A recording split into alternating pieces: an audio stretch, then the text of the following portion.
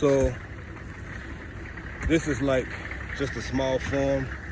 You can see some more maize back in the front, in the back. Over here. Kaka, nini? Ipi? Maharage. Maharage? Yeah, beans. Beans. For cooking.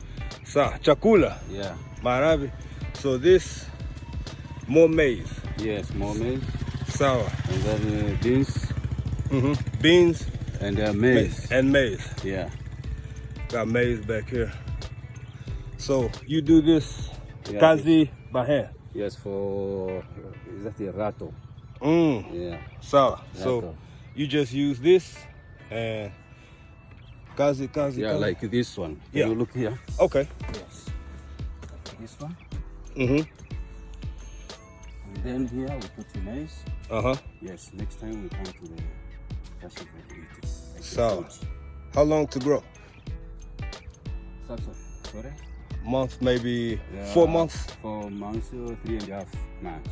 Okay, 3.5 months. Yeah. Okay, so good. Very nice, bro.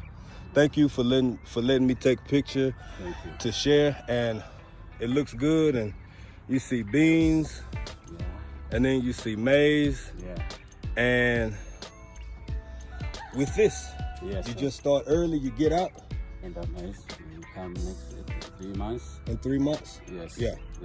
Sour. Food, Sour. Yes, ugali for cooking. And ugali. Yeah. Because Tanzania, everybody eats ugali. It's a staple food. Yes. Every meal. Ugali. And ugali, vegetable, we make beans. Yes. Good food. Healthy Power food. Yeah. Afya. Yeah. Afya. Yes. Sawa. Asante sana kaka.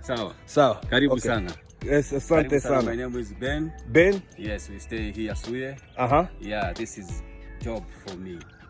Ndio. Yeah. Ndio. I like agriculture. Yes. Yeah. Yes, agriculture is good. That's